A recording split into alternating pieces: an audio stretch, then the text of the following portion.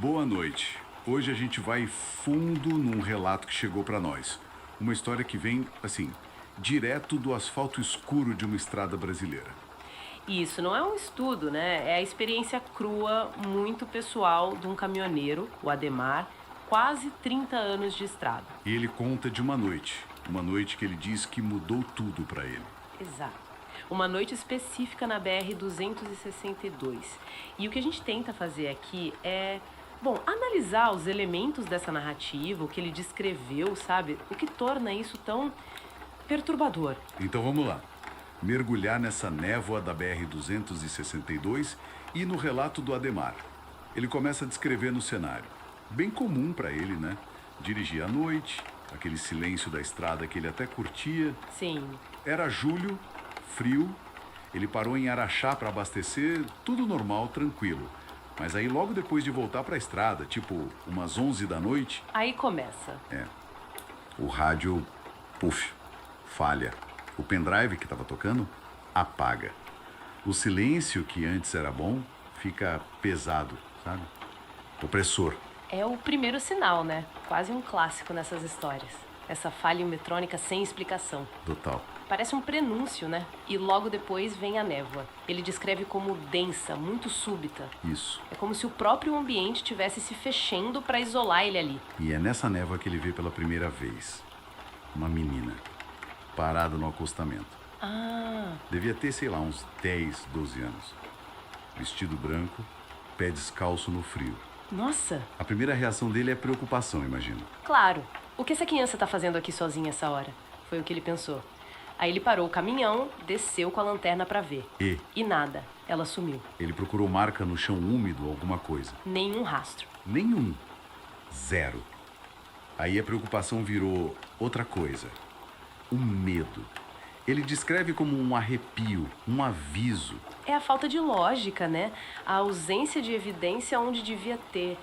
Isso dispara o medo primordial. Faz sentido ele sentir como um aviso. Totalmente. Ele volta pro caminhão abalado, tentando, sei lá, achar uma explicação. Mas aí vem o pior. Ai, Olhou no retrovisor e ela estava lá, sentada na carroceria do caminhão dele. meu Deus, na carroceria. Sim, imóvel, olhando para ele. E os olhos, ele descreve como completamente pretos. Uau, olhos pretos. Essa imagem é muito forte no horror moderno, né? Frequentemente ligada a algo não humano. Exato. E ela ali, na carroceria, invadindo o espaço seguro dele. A reação dele é negar na hora. Não, não pode ser, coisa da minha cabeça. Compreensível. Mas ela tá lá, ligada ao veículo dele agora. Uma presença física, mesmo que impossível. E ele tenta seguir. Fugir, né? Tenta, acelera, mesmo com medo, mas uns 10 quilômetros depois, o caminhão morre. Pane total. Pane geral. Elétrica, mecânica, tudo. Apagou. Ele tem que descer de novo, tenso pra caramba, e é aí que ele ouve O quê? um sussurro, bem perto do ouvido, gelado, dizendo: por que você não parou antes? Nossa. Ele olha em volta. Ninguém. Silêncio. Mas aí vem um cheiro, forte, doce, enjoativo, de flor de velório. Que horror. Terror sensorial total. E o mato do lado da estrada começa a mexer, mas sem vento nenhum. É uma escalada muito clara, né? Começou o visual, depois a presença física impossível, agora o som, o cheiro, a falha mecânica, a pergunta sugere uma intenção, uma cobrança quase. Sim, como se a primeira parada dele não tivesse sido suficiente. Sei lá. Ele entra em pânico, corre para a cabine, se tranca lá dentro. Compreensível. E aí, a buzina do caminhão dispara, sozinha. Aquele som longo, grave, rasgando a noite. Meu Deus! O rádio liga sozinho também, chiando, e começa a tocar uma música antiga, uma voz de mulher meio triste. Ataque psicológico total, isolamento, os sons invadindo. E o pior de tudo, passos lentos no teto da cabine, vindo na direção dele e parando bem em cima. Em cima dele? Nossa, ele disse que rezou, gritou, Tava desesperado, achou que ia morrer ali. É a perda total de controle. A sensação de presença física imediata sem ter pra onde ir. Terror puro. E aí, do nada, tudo para. Silêncio de novo. Ele não sabe se desmaiou, se dormiu de exaustão, mas acorda com o sol na cara. Acabou. Acabou. O caminhão tá lá, funcionando perfeitamente, como se nada daquilo tivesse acontecido. Quase como um sonho ruim. Quase. Só que tinha uma coisa na carroceria, onde a menina estava sentada. O quê? Uma boneca, antiga, de porcelana. Roupa branca, parecida com a da menina, olhos de vidro. E na base dela, uma inscrição. Para Aline, com amor, 1986. A boneca? Isso é crucial. É o objeto físico que ancora toda a experiência. A prova de que não foi só a cabeça dele. Exato. Transforma tudo. E o nome, Aline, a data, 1986, isso dá um contexto sombrio pra tudo, né? Muito. Porque meses depois, ele comentando essa história num ponto de parada, um caminhoneiro mais velho ouviu e falou. Falou o quê? Que lembrava de um acidente feio com um ônibus escolar ali perto do quilômetro 248 da BR-262, lá pelos anos 80. Várias crianças morreram. E uma menina, chamada Aline, o corpo nunca foi encontrado. Nossa senhora, faz todo sentido. De um jeito horrível. A história do acidente dá uma possível e trágica identidade para a aparição. Pois é, o Ademar nunca mais passou por ali à noite. Ele guardou a boneca, mas ele diz que até hoje, às vezes, tem a sensação de que ela se mexeu sozinha. Arrepiante. O relato dele junta vários elementos clássicos, né? A aparição na estrada, a falha do carro, a sensação de perseguição, a boneca e a história do acidente amarram tudo. Mas o que mais intriga é isso, a persistência. O fenômeno continua na vida dele por causa da boneca. É, ficam muitas perguntas, né? Era o espírito da Aline? Por que o Ademar? O que significava aquela pergunta, por que você não parou antes? E a boneca? Pra quê? Exato. Fica essa sensação de algo inacabado, algo que ainda ronda aquela estrada. E leva a gente a pensar, né? Quantas outras estradas por aí não guardam histórias parecidas? Ecos de tragédias que não se dissipam. Exatamente. O que será que acontece nessas horas, numa viagem longa, solitária, à noite, quando parece que o véu entre os mundos fica mais fino? É algo para se pensar.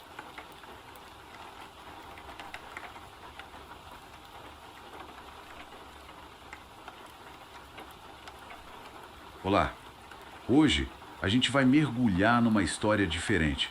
É um relato pessoal, bem sombrio, que chegou pra gente. Veio de um ouvinte, o Josiel, lá do sertão da Paraíba. É de um lugar chamado Brejo Fundo. Bom, só esse nome já dá um certo arrepio, né? O Josiel, ele é caçador, experiente até, mas compartilhou uma noite que, segundo ele, nunca mais saiu da cabeça dele. É uma história que leva a gente pra escuridão do mato e para um encontro, digamos, inexplicável. Vamos lá então analisar isso.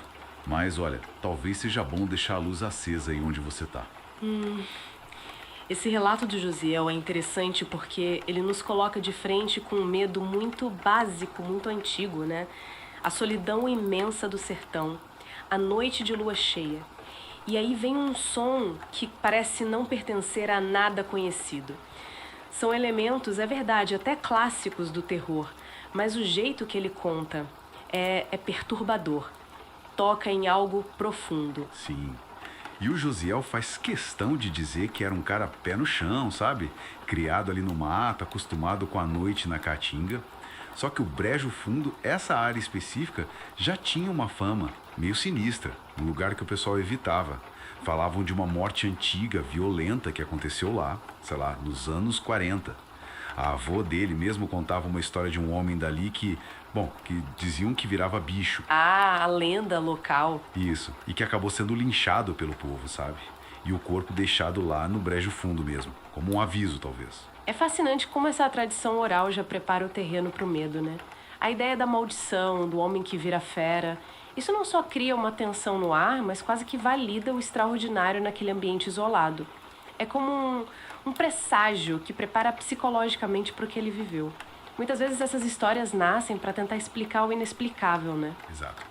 E as coisas foram ficando mais estranhas antes da noite principal. Começaram a aparecer animais mortos de um jeito muito bizarro por ali.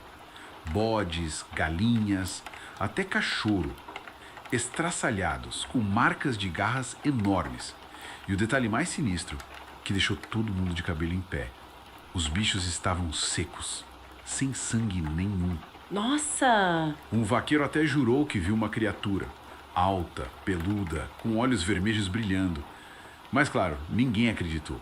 Chamaram ele de bêbado, de mentiroso. Esse padrão de morte, especialmente a ausência de sangue, isso foge da predação normal de qualquer animal conhecido. Remete muito a figuras do imaginário popular, né? Criaturas que se alimentam de um jeito sobrenatural. E a descrição do vaqueiro, mesmo que tenham debochado, adiciona mais uma peça nesse quebra-cabeça sombrio que estava se formando ali. Aí naquela noite específica, era a lua cheia, agosto, auge da seca. O Josiel decidiu ir investigar. Ou talvez caçar alguma coisa, ele não deixou muito claro. Foi para perto do brejo fundo. Levou a espingarda calibre 32, faca, lanterna e o cachorro dele, o Tico, um vira-lata companheiro. Ele conta que ao se aproximar do lugar, sentiu um silêncio, mas um silêncio pesado, opressor. Nada, nenhum grilo, nenhuma coruja, nada. Só a respiração dele. Foi aí que o Tico começou a rosnar, o pelo todo arrepiado, olhando fixo para a escuridão da mata. A reação do cachorro é um ponto-chave em muitos relatos desse tipo, né? Os animais, eles são frequentemente mostrados como mais sensíveis a essas presenças que a gente não percebe. E esse silêncio que ele notou, esse silêncio antinatural, é quase um vácuo que amplifica a atenção, a espera pelo que está por vir. Aquela calma sinistra antes da tempestade. Então veio o som, um uivo. O Josiel jura que não era de onça, de lobo, de nada que ele conhecesse. Era longo, gutural, desumano. Cortou a noite.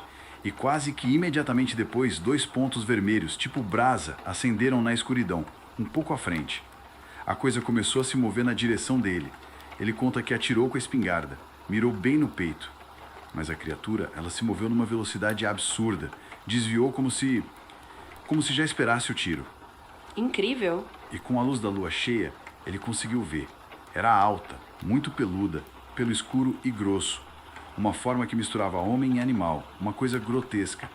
Tinha garras compridas, afiadas, e andava meio curvada, às vezes sobre 2 pernas, às vezes se apoiando nas 4 patas, ou mão, sei lá. E o cheiro, ele descreve um fedor insuportável, de coisa podre, de sangue seco, de pelo de bicho molhado. Uma coisa embrulhava o estômago. Essa descrição é visceral. Ela combina elementos de várias lendas, como lobisomem, claro, mas tem detalhes muito próprios. A velocidade, essa aparente invulnerabilidade ao tiro, o cheiro específico. São detalhes sensoriais muito fortes que tentam transmitir o horror, a estranheza absoluta do encontro. A violação completa do que a gente entende como natural, né? O horror atacando todos os sentidos. A única coisa que ele conseguiu fazer foi correr. Correu desesperado, puro pânico. E ele conta o pior momento. Foi quando ele olhou para trás, rápido, e viu o Tico, o cachorrinho dele, ser pego pela criatura. Uma patada, um estalo seco, o pescoço quebrado. Ai, que terrível. A perda do companheiro animal. Tentou se cobrir com folha, com terra, e ficou ali, horas, ouvindo a coisa andar por perto. O fungar pesado, medonho. Ele sentiu o chão vibrar um pouco com os passos. E aquele cheiro horrível no ar. Só quando o primeiro raio de sol começou a clarear o céu é que o silêncio voltou. O silêncio normal, digamos. Ele criou coragem, saiu. Só encontrou os restos do pobre Tico. Nossa, a morte do cachorro intensifica demais o trauma. Transforma o medo em perda, em desespero puro. E essa experiência de ficar escondido, ouvindo o predador ali, tão perto, sentindo a presença quase física dele, isso é terror psicológico na sua forma mais pura. A impotência total diante do desconhecido, do letal. A espera pelo amanhecer, sem saber se vai sobreviver, é uma tortura. Ele voltou para o vilarejo, contou o que aconteceu Claro, foi ridicularizado. Chamaram de covarde por ter largado o cachorro, de mentiroso por causa da criatura, mas ele disse que percebeu uma coisa. Por baixo da zombaria, o medo se espalhou, em silêncio. Porque depois daquela noite, ninguém mais quis saber de chegar perto do Brejo Fundo. Nunca mais.